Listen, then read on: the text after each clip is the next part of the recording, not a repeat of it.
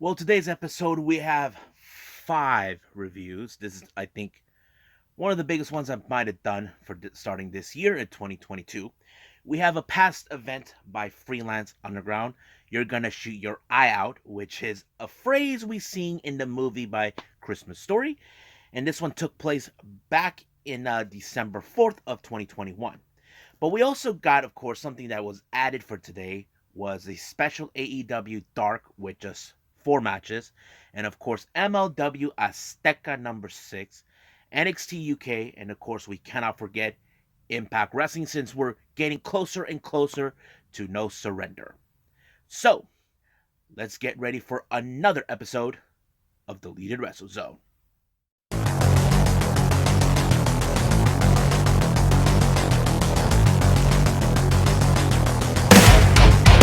Are you ready? Get up, get up! Get up, get up! Get up, get up! Get up, get up! Get up, get up! Get up, get up!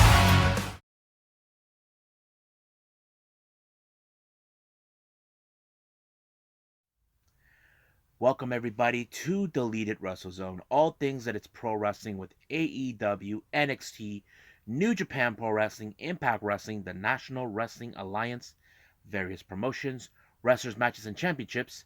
I am your host, Jay Rod here. So, let's start out with the past events by Freelance Underground. You're gonna shoot your eye out that took place on December 4th of 2021.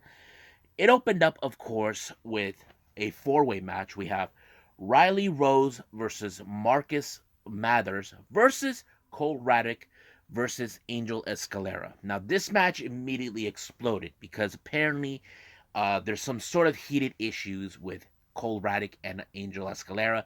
Cole Raddick, he's a bit of a sneaky little prick who is, in fact, tries to pretend this is his world and he tries to live it. We're just living in it. So basically, he has his issues towards him, but every move that any other member, it doesn't matter if it's Marcus Mathers tried to pin Riley Rose or the other way around, Cole Raddick tries to stop it. But Angel Escalera, he's like the least person that tries to put an effort in order to, uh, get in the match. But Cole Raddick keeps pushing him out. But however, somehow when Marcus Mathers pulled off his finisher, Cole Raddick stole a fast one on him and pinned Riley Rose to win the match. Now, I wouldn't be surprised if Angel Escalera will bump in down the line against Cole Raddick for payback for trying to slow him down in his fast pace in order to rise to the top. Next match, we have ladies action. We got Kayla Cassidy versus Billy Starks. Now, Kayla Cassidy started right away by attacking Billy Stark for the start of the bell. Basically, this is more of a, how do I say, a fight between former friends who came up together, and now it's like who is the bigger star, and that's how it's been. Kayla did try to be the dominant one in the match, but Billy Stark was able to pull it until she put a somewhat version of the what was it that the one move? It's the one where you have the person on your back and then you flat down to their faces on the mat. Yeah, so that allowed her to win. So better luck next time, Kayla. Now, before the start of the next match, they had Trevor Outlaw, who is the most hated person. Everybody thought that he was injured. He's not coming back. He just showed his presence, showing that it doesn't matter if you guys are gonna miss me. I will be back better than ever and get used to it. So that's what he's been doing, wasting people's times.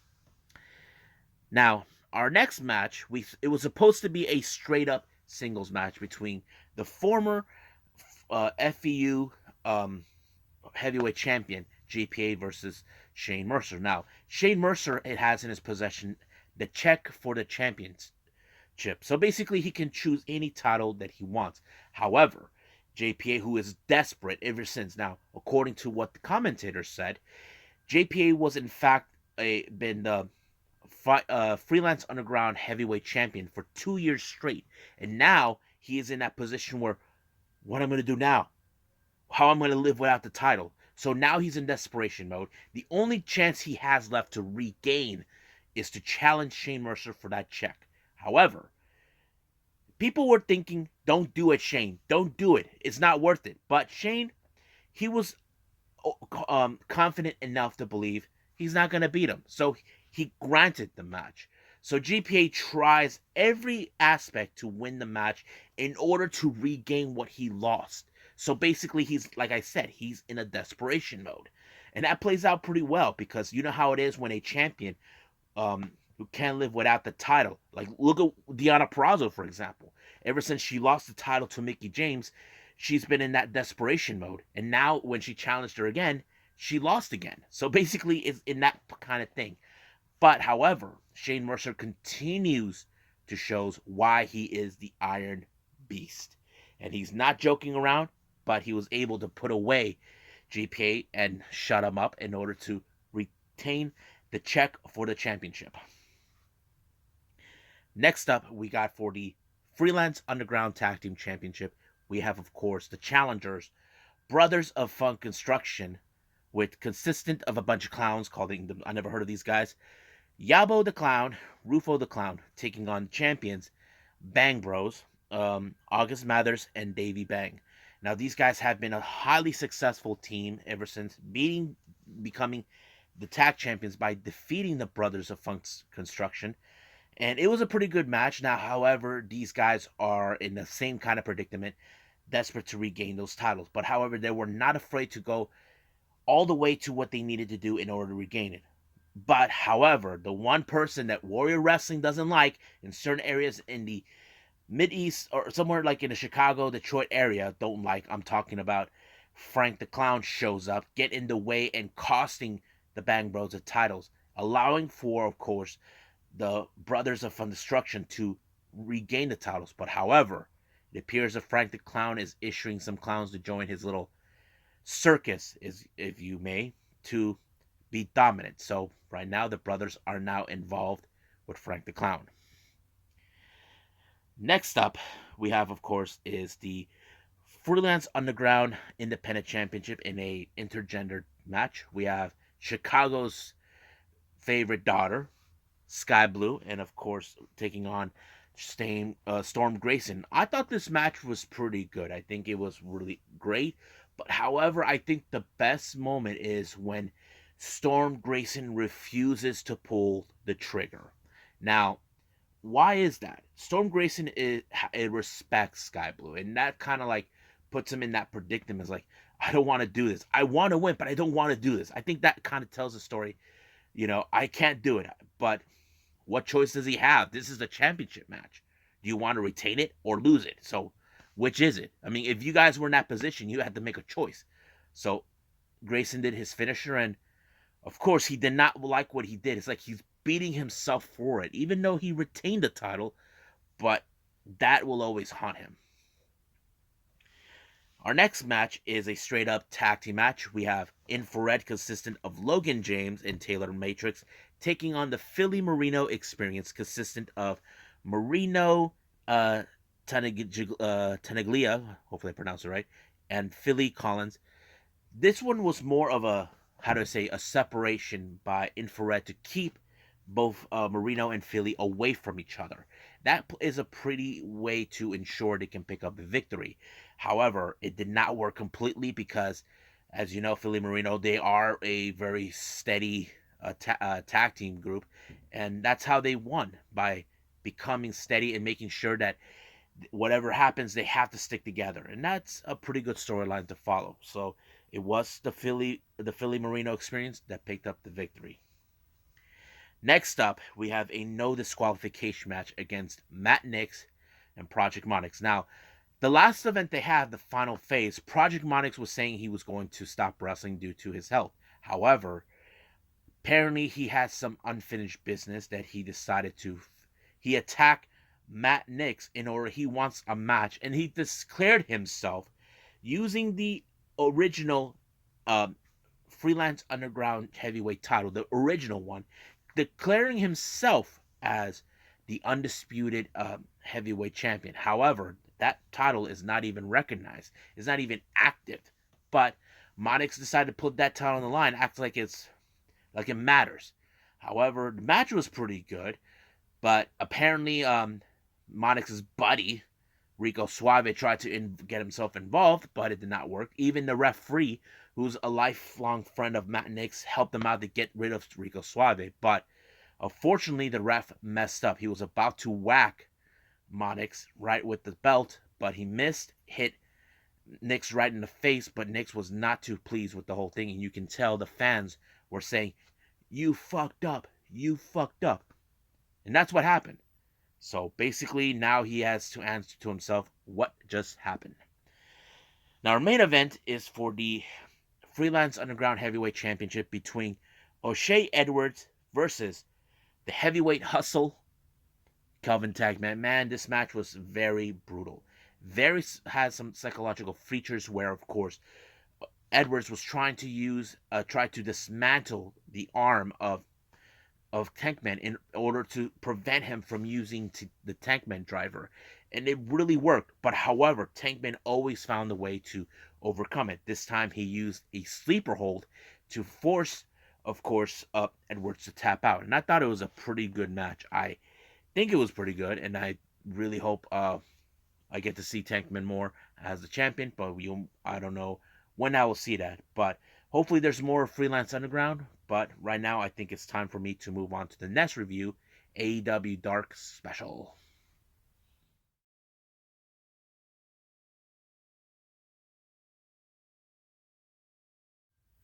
Okay, originally I wasn't planning on this, but it was something I couldn't pass on. AEW decided to throw in a special Dark episode with just 4 matches, so let's get started with those. First match, we have Aaron Solo along with the members of the Factory to take on Sonny Kiss. This was a very interesting match. Now, keep in mind, Aaron Solo is still, as the Factory, trying to prove their dominance in all this and that, and we're still waiting for QT's guy that he claims that is going to take out, of course, Hook. But however, Sonny Kiss is going to have his hands full due to the fact that there is a possibility of the interference by either QT, Nick Camarado, or the governor, Anthony Gogo. But of course, QT got involved. But unfortunately, um, Aaron Solo picked up a very good victory by doing an underhook, kind of similar to the pedigree, but that's how Aaron Solo was able to pick up the victory. Now, our next match, we have the unorthodox but the scariest undead woman ever. I'm talking about Abaddon taking on Gia Scott. I don't know who Gia Scott is, but I have to say I give her credit for, standing up against the undead. Of course, you don't want to be around, and even Mark Henry says during the commentary, "I'm keeping my eyes away. I'm looking at Excalibur." Excalibur goes, "Well, I have my eyes closed behind the mask." So I thought it was really, really funny. But fortunately, Gia Scott lost by that unusual orthodox technique by Abaddon, allowing herself to pick up a very good victory. Now, our next match, we have Powerhouse Hobbs of Team Taz being accompanied by Ricky Starks, taking on a member of the Nightmare Factory, Lee Johnson, being accompanied by Brock Anderson. I thought this match was good. Now, this was a battle between brute force versus a guy who knows how to use his quickness, but he did saw certain things what Powerhouse Hobbs was doing. As you know, Hobbs likes to go on the offense right away before the bell even starts, but Lee Johnson saw that coming. Once the moment, Brock saw exactly what he was going to do. But I have to say, Lee Johnson did a pretty good job holding his own against Powerhouse Hobbs. But however, it was not enough until Hobbs put him in a torture rack. And of course, Lee Johnson had no other choice but to give up. Now, our main event, we have members of the Andrade Hardy family office, consisting of Isaiah Cassidy and Mark Quinn of Private Party, taking on the Blade, being accompanied by Matt Hardy and Jose, taking on the combined forces of Lee Moriarty, Matt Sydal, and Dante Martin. Now, this was a pretty good match. Now, the AHFO tried to separate them, but it wasn't enough. There was a triple submission. But I think the best moment is when, of course, Lee and Sydal helped Dante to jump over the ring, tried to springboard off the rope and put all three of these men down. But With the combined forces with all three men, it was Dante's nosedive on the blade, gave him the victory to need, and give him a big shout out exactly. So we will see that match one day with Dante against Powerhouse Hobbs, but we'll see that soon enough. And I believe right now that's pretty much it what I got with AEW. I think it's time for me to move on with MLW.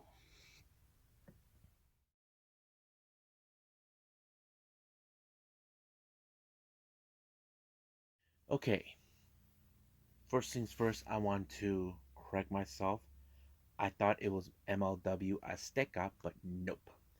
It just revealed they just went back to the States and they did MLW Fusion 132. So, my bad. And for that, yeah.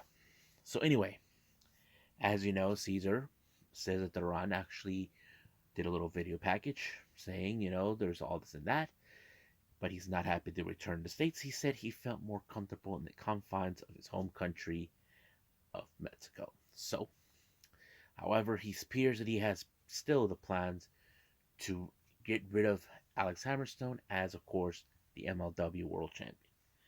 However, first match it was for the Caribbean Heavyweight Championship. Remember, this was a title that was brought to MLW by Savio Vega. Then Richard Holiday took that belt, believing that he earned it, but he had to beat him for that. But that's what he did. Then King Mortis took the title, so he got a little rematch. So, however, the match was going pretty well. I mean, Holiday did try to keep things his way, but however, out of nowhere, the Azteca henchman showed up and started causing the problem. Hammerstone tried in his power to get to him, but they were trying to keep him away from Holiday from reaching him. But unfortunately, it did not work. Nothing worked. Holiday came up empty. But Hammerstone, as a good friend that he is, went to check up on him. He blamed himself that he didn't get there in time to ensure he wins the title. But Richard Holiday, don't worry about it. Now, this is the biggest news that happened. Recently, there's been this thing with the hourglass. I didn't know what that meant until more information just came out. The hourglass is the message from a particular wrestler we have MLW had before. I'm talking about Killer Kross, formerly known as Karrion Kross. That's right, folks. Karrion Kross is no longer exist. Now is the return of Killer Kross. Now, keep in mind, Killer Kross did join MLW. He had some events going on, but he had to leave as soon as he got picked up by WWE. So it's great to see him. Now, our next match, we have Ikuro Kwon, member of Country. No one's seen him since. Last thing we know, he was heading to Japan. He was in the match against one of the men that beat him in the um, War Chamber game. I'm talking about EJ and Duca. It was a pretty good match, but however, it ended with rolling up Kwon in order to pick up the match. But however, Kwon was not too thrilled or happy how the result. He did claim that he kicked out of the match, but however, he had much bigger fish to fry. And he called out the traitor.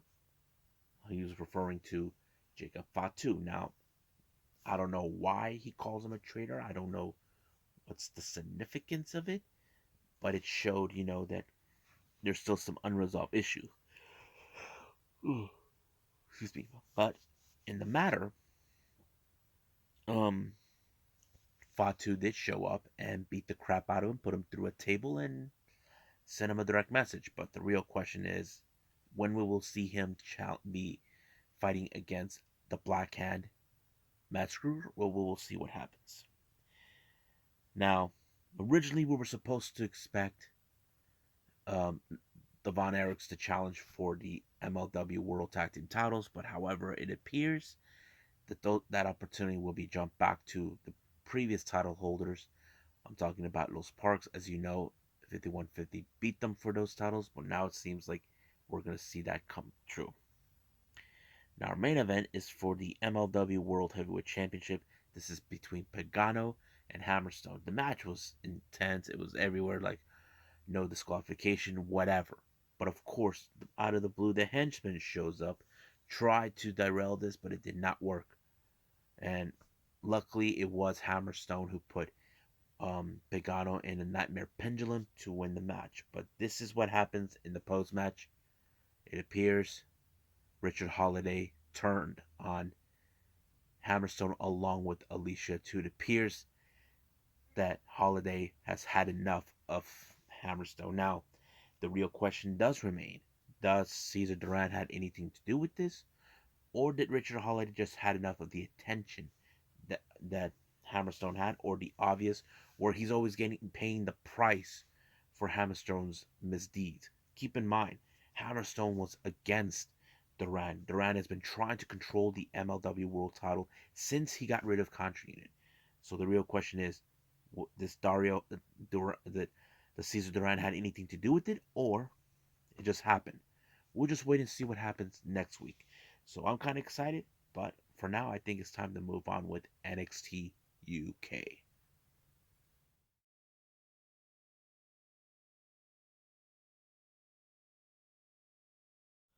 Okay, NXT UK.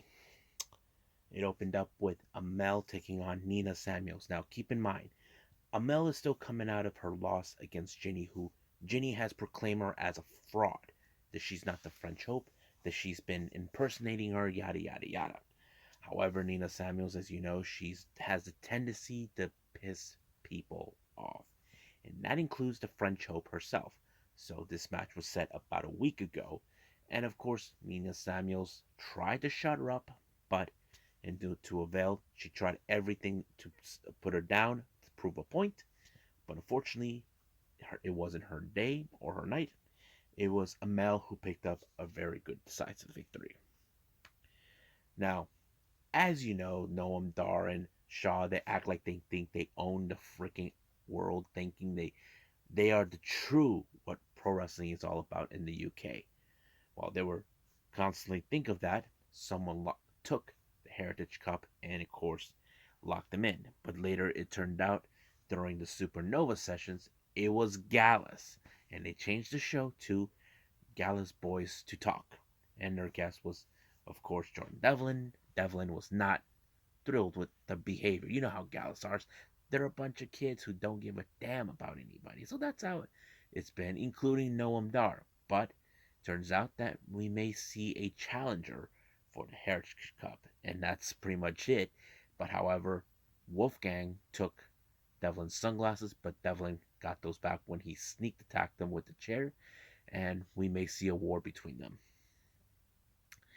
Now, in 2 weeks' time, we are going to see the NXT UK Tag Team titles on the line between the champions Mustache Mountain, Tyler Bate, and Trent Seven, taking on Oliver Carter. Carter? Oh, yeah. Oliver Carter and Ashton Smith. Now, this is going to be a very unique. Now, keep in mind, Smith and Carter are the ultimate underdogs. They work their butt off. They have been on losing string in previous times, but now they're trying to gain momentum. But the real question does remain: will they be able to defeat Mustache Mountain? Well, we don't know. Now, as you know, mentioning the tag team division, Jake Stars had decided to have a little conversation with Mastiff. And I presumed he was still mad that Mastiff did not tag him in, but Jake wants to earn his respect the right way. So basically, he wants to prove himself to Mastiff and get a vest just like the one he uses when he comes out on the entrance way. But Mastiff will think about it. Now, our next match we have is Saxon Huxley taking on A-Kid. I thought this match was interesting because Huxley is a bit of a savage, and you got A-Kid who's a bit of a very sensational wrestler, and that kind of fits in. But somehow A-Kid was able to beat the savage just so great, and I think it was pretty good. But the real question: what does this mean? Well, we'll see what happens. Now, our main event, we have Teoman along with De Familia taking on Nathan Frazier. Now, keep in mind, Tailman believes that Frazier was nothing but a loser for losing to Gunther, formerly known as Walter. Thing is, people gave Frazier the highest expectations in that match, but this time he's going to prove it. Now, keep in mind, there's been a lot of concerns that Teoman would injure Frazier. He'd pull, even Teoman tried to pull every of his arsenal to put him away. No avail. It showed how Frazier has a bigger heart. Even D Familia tries to get involved.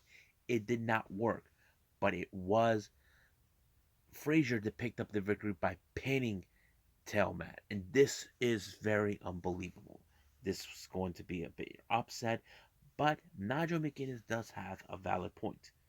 Now that he beat Teoman, if I was Nathan Frazier, I keep my I would look back in my shoulder and see that I'm not being followed or plan to be attacked by the Familia. So I think that's pretty much it what we got with NXT UK. So I think it's time to move on to the last one, Impact Wrestling.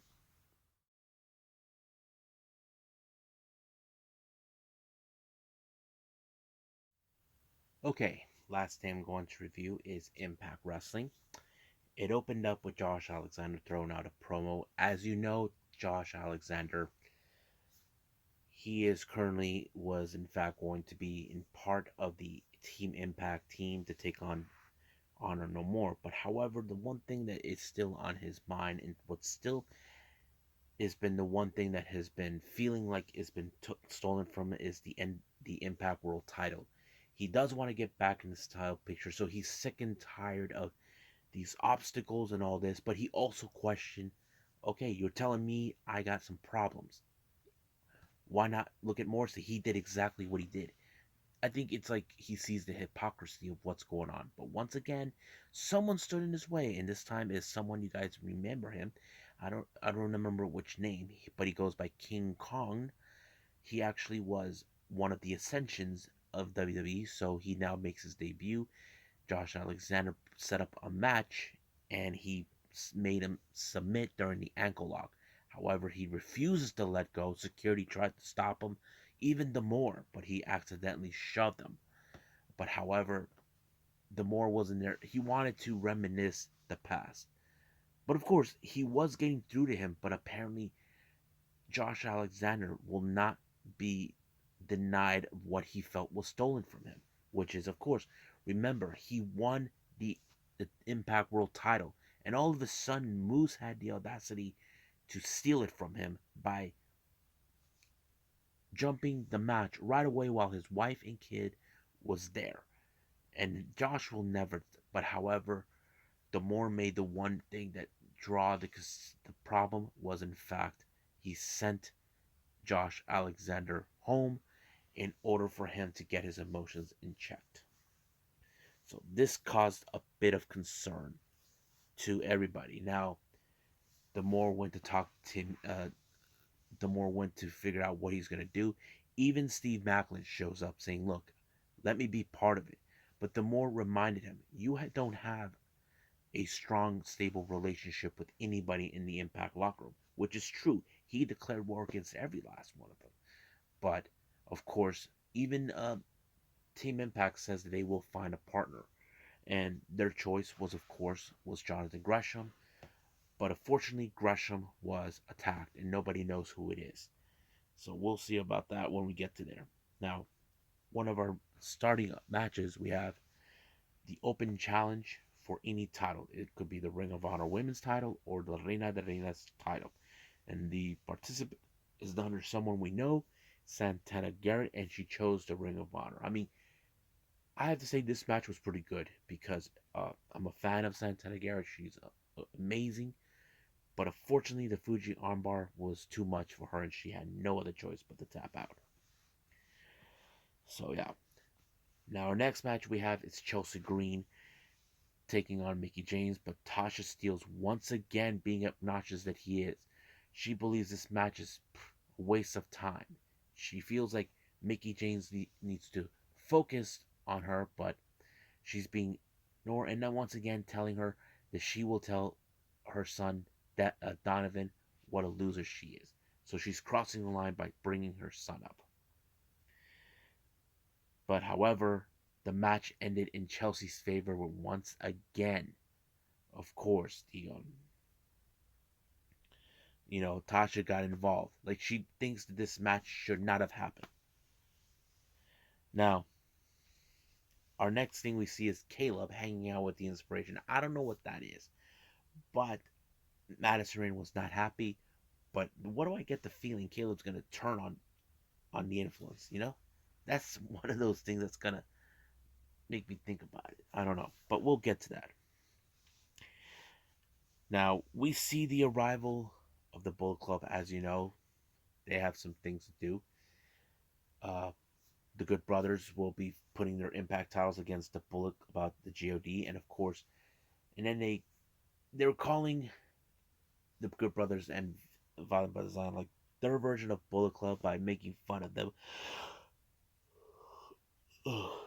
And of course, that's pretty much it. But of course, the Good Brothers are demanding a thank you because they're saying, thank us, because we're the ones that gave you guys houses. So they're trying to take credit over something they didn't do. But however, this is a war between now them and of course they were bringing all this up, saying you guys got fired from every promotion there is. And I thought it was like, wow, they're pulling all the stops. But next week we're going to see a six-man tag match between both these teams. So this is going to be interesting. Now, once again, as you know, last week it was a highly controversial matter with, of course, with Matt Cardona, the way he beat Jordan Grace for the digital title, and he's guaranteeing her to have another rematch at No Surrender. And the real question is, will the results be different or will it still be the same? We'll see what is going to go down.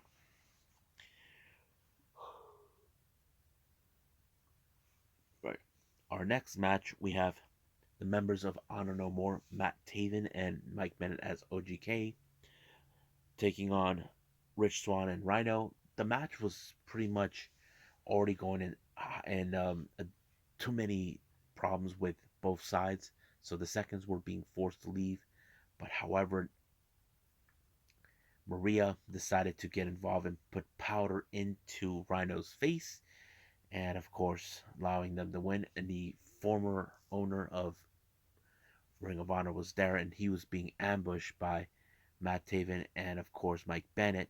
But fortunately, he was rescued by, of course, Steve Macklin. And then, of course, this was a very interesting thing. Macklin even says he wants to be part of it.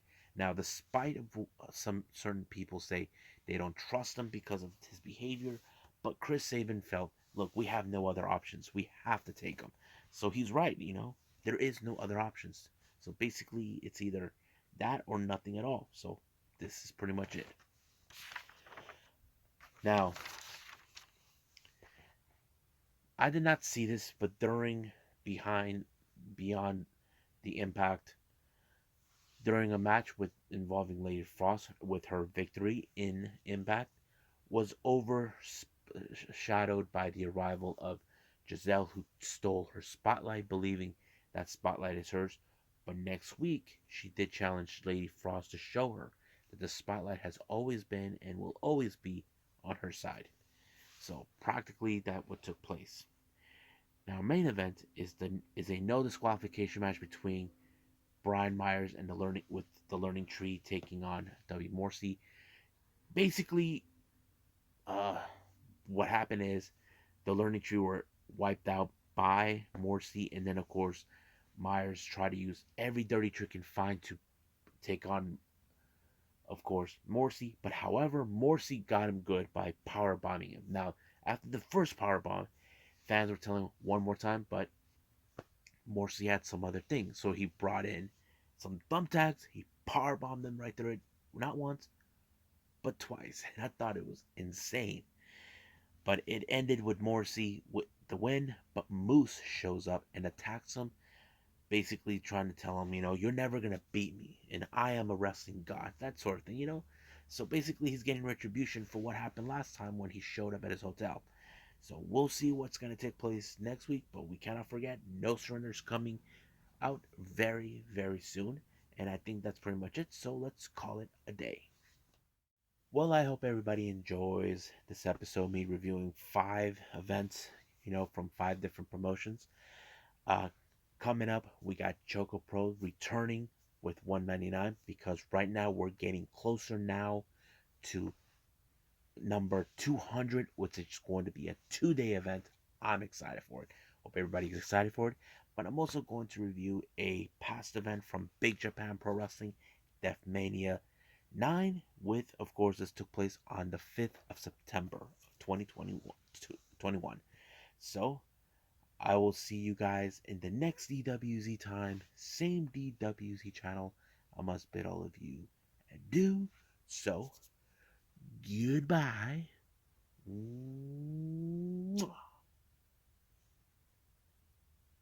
And have a nice day. Bang.